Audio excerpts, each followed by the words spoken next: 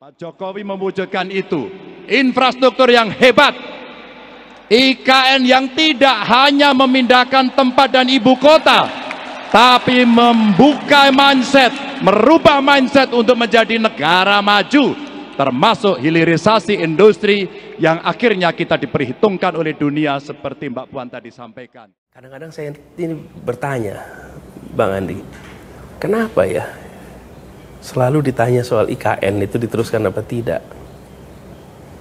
Kok tidak tanya apakah bansos diteruskan apa tidak? Kok tidak tanya apakah program subsidi untuk petani diteruskan apa tidak?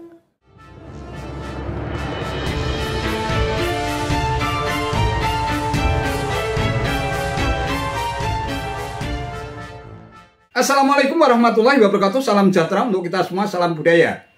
Sahabat-sahabat tercinta bangsa dan setanah air yang sangat saya hormati, menjelang perhelatan Pilpres 2024, salah satu proyek pembangunan prioritas Presiden Jokowi, Ibu Kota Nusantara atau IKN menjadi polemik memanas. Dua figur bakal capres, Ganjar Pranowo yang diusung PDIP, P3, Hanura, dan Perindo, serta Anies Baswedan yang diusung Koalisi Perubahan untuk Persatuan atau KPP. Anies Baswedan pun menjadi sosok yang gencar dipertanyakan sikap politiknya seandainya terpilih menjadi Presiden ke-8 Republik Indonesia. Kedua bakal capres ini pun memberikan reaksi yang cukup mengejutkan. Dalam sebuah orasinya di acara puncak peringatan bulan Bung Karno di Gelora Bung Karno atau GBK Senayan, Jakarta Pusat, Ganjar Pranowo dengan tegas menyatakan sikapnya untuk melanjutkan pembangunan IKN. Bahkan Gubernur Jawa Tengah itu juga sempat memuji kebijakan Jokowi yang dinilai telah berhasil mengeksekusi gagasan Bung Karno tentang IKN. Pak Jokowi mewujudkan itu, infrastruktur yang hebat, IKN yang tidak hanya memindahkan tempat ibu kota, tetapi membuka mindset, merubah mindset untuk menjadi negara maju, termasuk hilirisasi industri yang akhirnya kita diperhitungkan oleh dunia seperti Mbak Puan tadi sampaikan. Itu juga Bapak Ibu yang mesti kita pertahankan, kita lanjutkan, tegas Ganjar Pranowo. Lantas bagaimana sikap politik Anies Baswedan terkait dengan pembangunan IKN? Dalam sebuah wawancara dengan Andi F. Noya di program Kick Andy yang ditayangkan di televisi swasta milik Surya Paloh, sikap politik Anies terkesan ngambang dan tidak jelas. Mantan Gubernur DKI itu bukannya menjawab secara lugas dan tegas, melainkan justru malah muter-muter dan balik bertanya. Kenapa muncul pertanyaan tersebut? Merdeka! Tempat ini menjadi saksi bagaimana pidato Bung Karno selalu menggetarkan. Dedication of life disampaikan di sini mengajarkan kita agar bisa mengabdi pada bangsa dan negara, bukan mengabdi pada perorangan ataupun kelompok. Di sini juga harkat dan martabat bangsa tampil. Kanepo berjalan di sini dan mimpi Bung Karno tentang persatuan, tentang kegotong royongan dan berdikari mulai diwujudkan.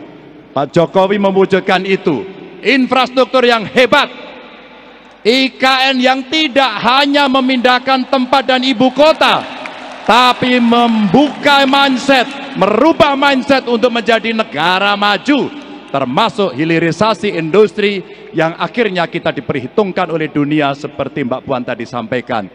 Itu juga Bapak Ibu yang mesti kita pertahankan, kita lanjutkan. Namun itu tidak bisa terlaksana kalau kita tidak menang hat-trick besok pagi. Bapak Ibu, itu tidak akan terwujud kalau kita tidak kompak.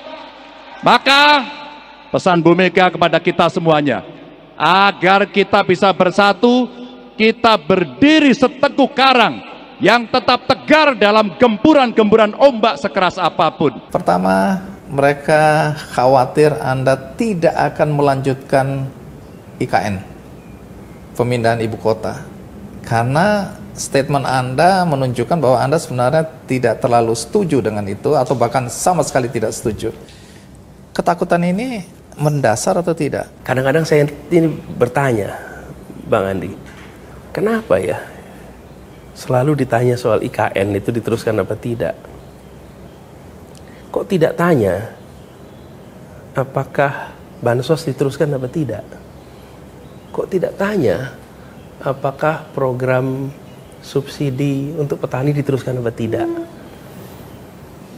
Apa sesungguhnya ada masalah di sini sehingga harus diperlukan kekuatan politik untuk terlaksana? Lah sesuatu yang baik itu kan tidak perlu kekuatan politik, ya semuanya pasti akan jalan, Bang. Jadi kalau itu dipertanyakan, Anda menganggap bahwa proyek IKN ini... Maksud saya pertanyaannya saja. Tidak. Barangkali alam bawah sadar jurnalis itu merasa ini kelihatannya perlu otot politik Pak untuk terlaksana gitu. Bukan jurnalis, statement itu datang dari politisi, datang dari pemerintah yang ada sekarang, datang dari Pak Jokowi. Jurnalis hanya menjadi medium. Jadi sebenarnya kekhawatiran ini datang dari Pak Jokowi. Sebuah program kalau itu baik ya Bang, ya otomatis akan jalan dengan sendirinya lah. Siapa yang mau menghentikan program baik Bang? Tanya serana rakyat yang protes. Semua program yang baik itu kok dihentikan rakyat yang protes Bang. Baik, langsung aja kalau gitu saya tanya. Kalau Anda jadi presiden, Anda akan lanjutkan atau tidak IKN ini? Dan jawaban saya selalu saya sampaikan bahwa ini adalah undang-undang. Sudah diputuskan undang-undang. Dan undang-undang itu harus dilaksanakan oleh penyelenggara negara.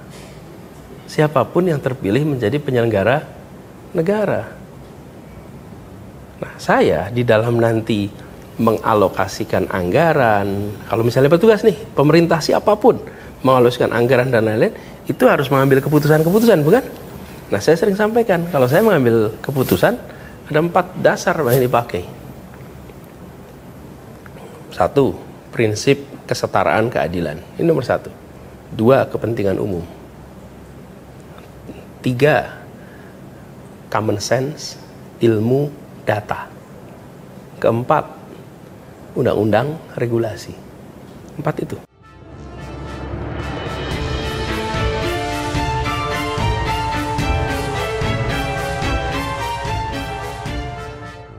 Sahabat-sahabat tercinta sebangsa dan setanah air yang sangat saya hormati, sama-sama bakal calon presiden atau capres. Tetapi sikap politik Ganjar dan Anies tampaknya sangat bertolak belakang seperti bumi dan langit.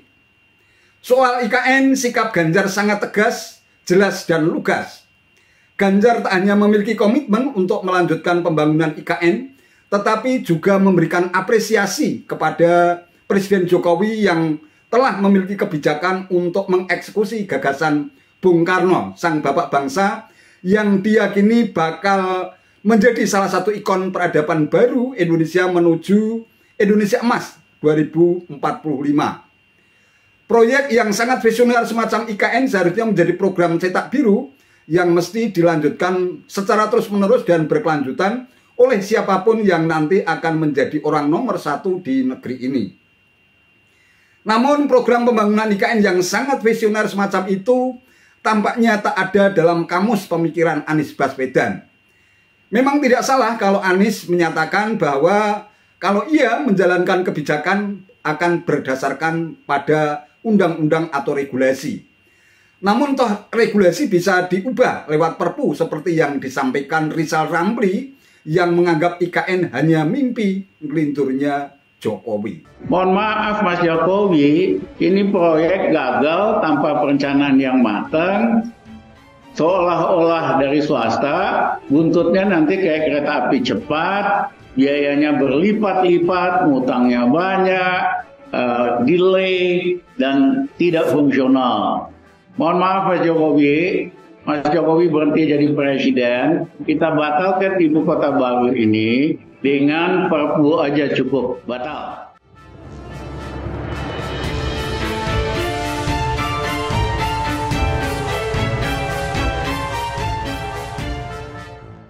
Ya, begitulah reaksi barisan sakit hati termasuk Rizal Ramli yang pernah dipecat sebagai Menteri Koordinator Bidang Kemaritiman oleh Presiden Jokowi.